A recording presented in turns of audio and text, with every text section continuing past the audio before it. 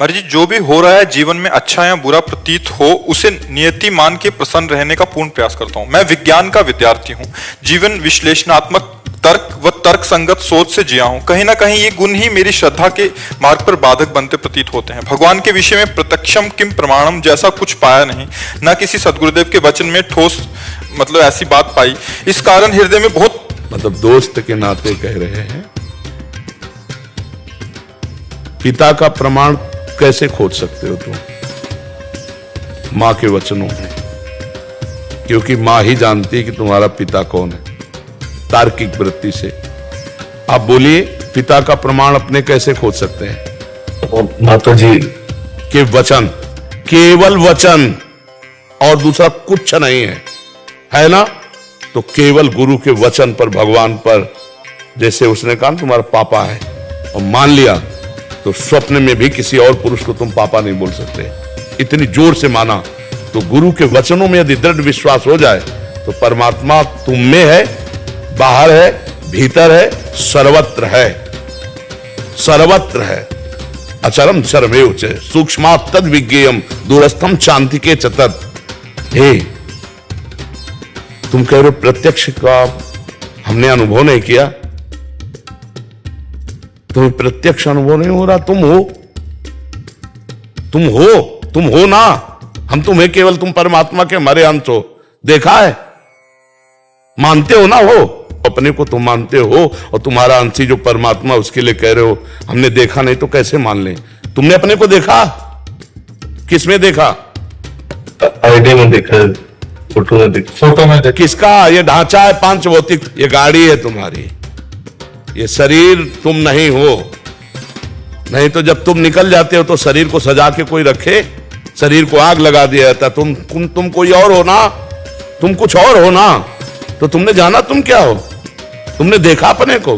ढांचे को तुम मान रहे, फोटो या शीशा में देखा तो ढांचा देखा जो पंचभूतों से बना हुआ तुम्हारी वर्दी है, पोशाक है, तुम नहीं हो। जब तुम अपने को नहीं जान पाए, तुम हो और मानते हो कि तुम हो, तुम देख पाए अपने को? तुम अपने को प्रत्यक्ष अनुभव किए हो कि हो? किए हो ना? कैसे हो, कौन हो, कहां हो? जाओ वैज्ञानिकों से पूछ के आओ, पूरा अल्ट्रासाउंड, सिटी स्कैन, जो आपको एक्सरा करवा के आओ। अगर आप मन को बता दे कोई वैज्ञानिक तो हमें बताना कि ये मन जा रहा है। केवल पांच भौतिक ढांचे का एक्सरा, सिटी स्कैन, अल्ट्रासाउंड। अब सूक्ष्म शरीर और कारण शरीर और उसका प्रकाशक जो वो तू है, जो तू है, तू अपने को मानता है लेकिन जानता नहीं, फिर भी मानता है, दिखाई नहीं देता फिर भी मानता है। ऐसे परमात्मा है जो तेरा अंशी है, तेरा सर्वस्व है, केवल तू समझ नहीं पा रहा। अब उसी समझ के लिए जैसे मां के वचन माने जाते हैं, ऐसे गुरु के वचन माने जाते हैं। मंत्र मूलम गुरु वाक्यम, मोक्ष मूलम गुरु कृपा, इन सब में भगवान है। कोई कण ऐसा नहीं जहां भगवान ना हो। मान करके सवाल हल करो। मानी संख्या, अगर पढ़े हो तो एक सवाल हल होता था, मानी संख्या कुछ भी रख लो, सवाल हल हो जाएगा। गुरु को ब्रह्म मान लो, मूर्ति को ब्रह्म मान लो, माता पिता को ब्रह्म मान लो, पत्नी को ब्रह्म मान लो, अपने को ब्रह्म मान लो। मान लिया और आराधना की तो मुक्त हो गए। ये मानने से जानना होगा। यहां तर्क के द्वारा तुम अपने को नहीं जान सकते। अपने को जान लो तो हम तुम्हें पर यहां वैज्ञानिक माने। वही पूरा प्रश्न वही। इसी कारण हृदय में बहुत प्रेम एवं श्रद्धा होते हुए भी पूर्ण रूप से ईश्वर में समर्पण का भाव होने से बुद्धि रोक देती है। इस संशयवादिता से कैसे मुक्ति मिलेगी? वैज्ञानिक तर्क को पार करके पूर्ण श्रद्धा और समर्पण का भाव कैसे जागृत हो सकता है? बच्चा करवा रहे हैं, वही करवा रहे हैं कि देखो, आज तक किसी ने शरीर से प्यार जितनों ने किया है, पर बाद में जब शरीर से वो तत्व गया तो उन्होंने उसको जला दिया है या गाड़ दिया है, फेंकवा दिया पैसा दे के। आप हमें बताओ, इसका मतलब शरीर से कोई प्यार नहीं करता, पर करता शरीर से है। पर शरीर से प्यार करते हुए भी नहीं करता, वो उससे प्यार करता है जो अंदर है। जो अंदर है उसको किसने देखा है? आप 35-40 साल के शरीर के अंदर रहते हुए हो गए, एक बार भी अपने से नहीं मिले, लेकिन आप मानते हो है, और इस ढांचे को आप अपना मानते हो, गलत मानते हो। ये गलत है, ढांचा मैं नहीं हूं, ये तो स्पष्ट जान लीजिए मैं नहीं हूं। एक आंख फोड़ दी जाए तो भी मैं हूं, दोनों फोड़ दी जाए तो भी मैं हूं, गला काट दिया जाए ना तो भी मैं हूं।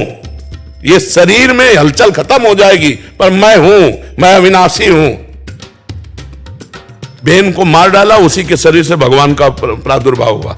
दाहिनी भुजा से भगवान पृथु, बाई भुजा से अर्जी। वो है, मुर्दे में भी है, वो तत्व है। परमात्मा मुर्दे में से भी है, उसमें भी विराजमान है। तू वही परमात्मा का अंश है। जब अंश को नहीं जान सकते तो अंशी को कैसे जान जाओगे? तुम अपने को जैसे मानते हो ऐसे परमात्मा है, ये बात गुरु की मान लो और आराधना करो। भगवान दिखाई न दे तो मुझे बताना। अगर हमें दिखाई न देते तो बहुत जिद्दी स्वभाव के थे, हम पूरी सभा में यही कहते कि ये सब नाटक है, ऐसा हम बोल देते। बिल्कुल नहीं डरते, क्योंकि पूरा जीवन उनको दिए। पर हम आपको कह रहे हैं कि आप हमसे बहुत दूर हैं, शरीर हमसे बहुत दूर है, लेकिन मेरे प्रीतम मेरे से दूर नहीं। एक एक क्षण, एक एक पल वो हमारे साथ रहते हैं। अनुभूत केवल की छाती का विषय नहीं, दृष्टि में भी, मन में भी और तन में भी उन्हीं का रंग समाया हुआ है। उनके सिवा कोई है नहीं। और हम आप में भी उन्हीं को देखकर बात कर रहे हैं। हम आप में भी उन्हीं को देख करके हाथ जोड़ते हैं। आपको जो प्यार देते हैं अपने प्रीतम को दे रहे हैं। सब रूपों में मेरे प्रीतम। हमें तो जैसे तुम्हें प्रीतम नहीं दिखाई दे रहे, मुझे प्रीतम के सिवा और कुछ समझ में नहीं आ रहा। जब आप प्रश्न करते हो तो प्रश्नकर्ता के रूप में आपको देख करके फिर हम आपसे बात करते हैं। जैसे भीष्म जी के विपक्ष में खड़े हैं भगवान श्री कृष्ण, तो बाण भी संधान कर रहे हैं, लेकिन है उनके आराध्य देव। ऐसे हो आप हमारे आराध्य देव। तो दोनों बातों में हमारा आराध्य देव के प्रति अपना जो भाव है उसी भाव में। जब हमारा वात्सल्य भाव आप पर आ जाएगा और हम गुरुत्व भाव में स्थित हो जाएंगे तो हमारा ये अधिकार बनता है। एक बार चैतन्य महाप्रभु को डांटा उनके पिताजी ने, जगन्नाथ मिश्र नाम था। तो एक स्वप्न में महापुरुष प्रकट हो, कहा जानते हो ये भगवान है, तुम इनको डांटते हो? बोले आज तो डांटा है, कल अगर उपद्रव करेंगे तो चपत भी लगाएंगे। बोले क्यों? बोले मुझे वात्सल्य सुख देने के लिए प्रकट हुए। अगर भगवान है तो मुझे सौभाग्य देने के लिए प्रकट हुए। तो मेरे भगवान प्रश्नकर्ता का रूप रख के आए और प्रश्न करके मुझे बोलने का सौभाग्य दिया। तो जब ये सौभाग्य दिया तो डांटने का भी सौभाग्य दिया। मर्जी बुद्धि की धरा से समझ नहीं आएगा, आराधना करनी पड़ेगी। आराधना के बिना नहीं समझ में आएगा। बिल्कुल पक्का समझो।